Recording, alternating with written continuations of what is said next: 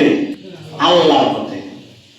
আল্লাযীনা কাফারু, যারা আল্লাহর আইনকে, আল্লাহর বিধানকে, আল্লাহর নিয়মকে অস্বীকার করেছে, তারা সংগ্রাম করে শয়তানের পথে, ফি সাবিলিত তাগুত। ঘোষণা কার?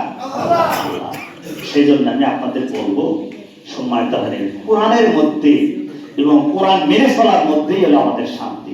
কি কথা বলতে পারছেন? কেন? আমাদের খোদাভীরতা, তাকওয়া অর্জন করতে হবে। কথা বলতে পারছি? আচ্ছা, তাকওয়া কি ধরা যায় বলেন তো? লাল্লাকুম তাত্তাকুম, কোরআনে বলছে কি যে যাতে করে তোমরা তাকওয়া অর্জন করতে হবে, খোদাভীরতা অর্জন করতে হবে। তাকওয়া কিনতে পাওয়া যায় না? আমি ৫,০০০ টাকা দিয়ে দোকানে তাকওয়া কিনতে পাওয়া যাবে? তাকওয়াটা ধরা যায় না, ছোঁয়া যায় না, দেখা যায় না, কিনতেও পাওয়া যায় না। তাকওয়াটা কি? তাকওয়া অর্জনের বিষয়। অর্জনের বিষয় কি? যে এই মাসে যেরকম আল্লাহকে ভয় করেছি, বাকি মাসে আমরা আল্লাহকে ভয় করব। কি পারা যাবে ইনশাআল্লাহ?